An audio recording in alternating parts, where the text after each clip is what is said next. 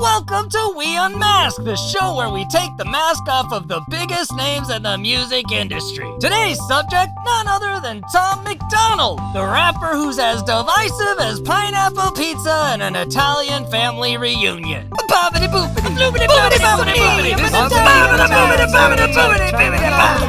Lady Italian. Look how they mess with my boy. Hey guys, Skeem here to tell you that racism and xenophobia aren't funny, even when it really seems funny. Just remember, it's not. All those racist jokes your interracial friend groups tell, they're actually worse than terrorist attacks and nuclear warfare. Because racist jokes are just a way of judging someone based on their race, which is wrong. Especially if you're white. It's way worse to do if you're white, and even worse if you're a man. So if you want to help fight racism and bigotry, join the We Skeem Patreon linked below. This year, the We Skeem Patreon is proud to announce that we donate as much of our profits raised towards stopping racism as the Black Lives Matter charity. That's right, 0%. So join the We Skeem Patreon now and do your part to fight racism. And that's the plug. So who is Tom MacDonald? Tom is a Canadian rapper who passionately cosplays as the most American person to ever exist. Mr. MacDonald makes viral hit after viral hit about political topics, but also creates a lot more thoughtful songs that aren't quite as popular. But there's a lot more to unpack when unmasking all that is Tom MacDonald. Tom and his fans would have you believe that the controversy surrounding Tom has to do with his sharp political takes. You know, the stuff that makes all of those liberal snowflakes melt away. And while there was a brief period of time wherein that was mostly true, the current controversy surrounding Tom is more about Tom's own gimmicks and cult-like following than the actual messaging of his songs. Now, to understand the true depth of the transition from Tom being hated for what he said to Tom being hated for who he is requires a deeper dive into how Tom got here in the first place. And how did Tom get here? Well, there's an old saying that behind every great man is an even greater woman. And for Tom, that woman is Nova Rockefeller.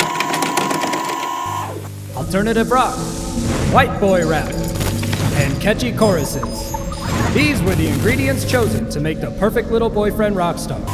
But Professor Rockefeller accidentally added an extra ingredient to the concoction: political pandering. Thus, the Hangover Gang was born! Using their clickbait viral music videos, Tom, Nova, and disillusioned Republicans have dedicated their lives to fighting wokeness and the forces of socialism! Nova Rockefeller is considered by many who have been close to Tom and Nova now or in the past to be the mind behind Tom's entire brand. To understand fully all of the aspects of this requires a deeper dive into Nova herself, so subscribe to the channel because you know a video on that shit's coming soon. But we'll keep it brief here. Nova is the brains behind the Tom MacDonald operation. Nova controls one of the most important elements of Tom's success, that being the visual representation of his viral music videos that she films, edits, and directs herself. There's good reason that Tom continues to credit Nova as a quintessential piece in his success. There's also rumors that Nova is heavily involved in the writing process of Tom's songs and even an instigator in a lot of the political positions Tom takes. So obviously Nova's an important part of Tom's current branding and success. But what about Tom MacDonald before Nova? What's Thomas's origin story? Well, Thomas MacDonald is an 80s born Canadian millennial. He was a professional wrestler for a while. However, his true heart lied in being things he couldn't actually be, mainly a black man and a natively born American. Tom did the next best thing and became the most prolific Canadian white rapper pretending to be a black American of all time. Now, to be fair, when Tom doesn't literally put on computer-generated blackface, he does aggressively embrace his whiteness. White boy, straight white male. White trash, white boy, I kinda like that. I'm the white boy, this is comedic. But anyway, let's not get too far ahead of ourselves. You see, Tom went through some ups and downs professionally and personally throughout his life, and in 2017, as a depressed alcoholic on his last straw, he decided it was time for a change. This path to sobriety was largely inspired and aided by his then new relationship with Nova Rockefeller. You see, something to know about the famous Tom MacDonald we know today is that most roads that have to do with his life eventually lead back to Nova. But I digress. During this recovery phase, Tom and Nova started making very experimental alternative indie pop music under the name GFBF, girlfriend, boyfriend. It was interesting, to say the least. You're drunk and annoying. Your dumbness is boring. You're too much. It's over. You're calling. Ignore me. Sometimes it hit, sometimes it existed. However, many people, myself included, do have a soft spot for the GFBF style of music. And as we all should know, male-female duet vocal projects are absolutely the best type of music that exists and should be listened to by everybody all of the time. Aw, thanks, man. I didn't know you felt that way. Brittany and I really appreciate it. You don't count. You're after the tone bullshit sucks ass and everybody hates you. Okay, I'm sorry, alright? No, it's not alright. I was trying to think about good musical duets like Hot Milk, She and Him, and other good shit like that. And now, I'm thinking about your tedious, trite, and weird bullshit. My day is ruined. So fuck you!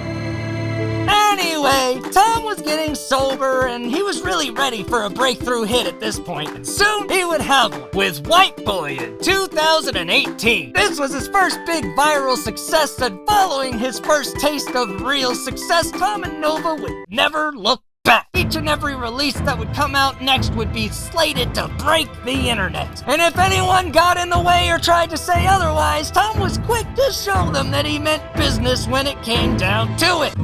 It doesn't get easier the further I run. Now, in late 2019, Tom was about to do some touring with Falling in Reverse, but then the unnamed virus of unspecified origins happened, and that gotta put a stop to that plan. Now, during these locked inside days is when Tom and Nova really kicked their project into a new gear, churning out political buzzword songs and videos each and every week. Then by 2022, Tom had cemented himself as a bit of a meme of himself. You see, after a few years of regurgitating the same content, Tom went from being a polarizing figure for his political views to a polarizing figure due to his marketing tactics, his Hive Mind fans who consistently leave what seemed like AI-generated comments about their age and occupations, and the shift from controversial lyricism to checking the boxes of pandering lyricism. Also not helping Tom's reputation outside of his most loyal fans, the vast majority of Tom's actually thoughtful works were only capable of being heard if you purchased a physical album from him. Now, this tactic proved to be extremely effective both towards Tom's financial situation and his popularity, because as Tom fans would wage war on his behalf on social media, claiming that Tom made insightful music since they had heard it on his CDs, onlookers would argue back because they've only heard the Ben Shapiro type talking points being rapped about over alt-rock type beats with annoying choruses. Speaking of Ben Shapiro, don't step to my height,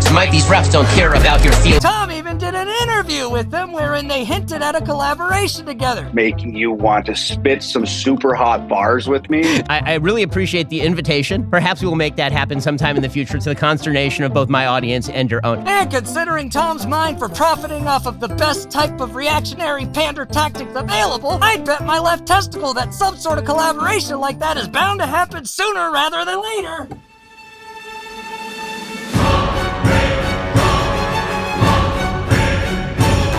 When people talk about like speaking stuff into existence, this isn't what I had in mind. You spend the days writing the script, the days editing the video, only to get thrown a curveball at the finish line. I don't have any time to write a bit about this, so I'm just gonna see what this thing is. Tom MacDonald, Ben Shapiro. Facts. I don't care about your feelings. This guy's got a whole channel for this, Mike's Tom MacDonald Reviews. Amazing. All my people download this, let's get a Billboard #1.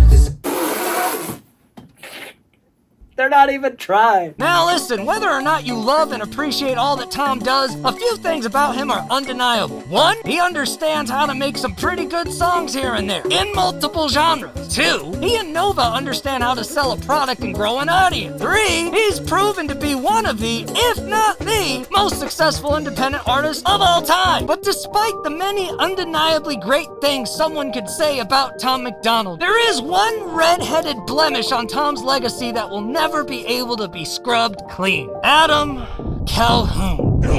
No. Wait.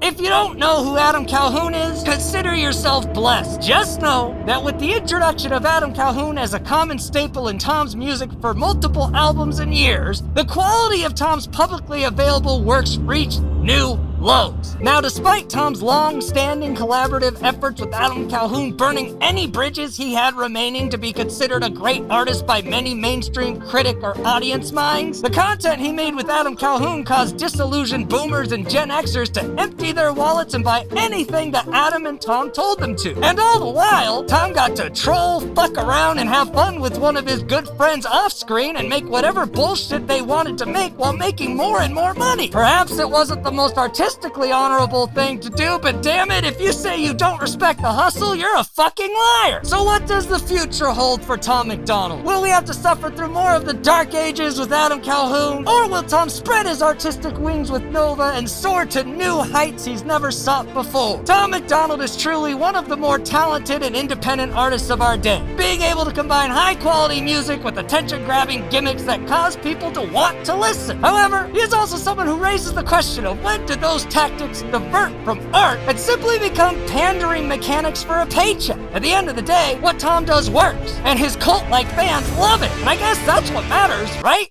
I don't know. I'm asking you. I'm about as qualified to answer that question as Adam Calhoun is qualified to write a dissertation on the significance and applications of the historical techniques and sonic nuances used to create appealing cadences and rap and hip-hop compositions. Anyway, leave your remarks and thoughts below or not, I don't care. Don't forget to subscribe and blah, blah, blah, blah, blah. Thanks to the people flashing on me on the screen. And until next time, I scheme, you scheme, we all scheme for ice cream. Bye!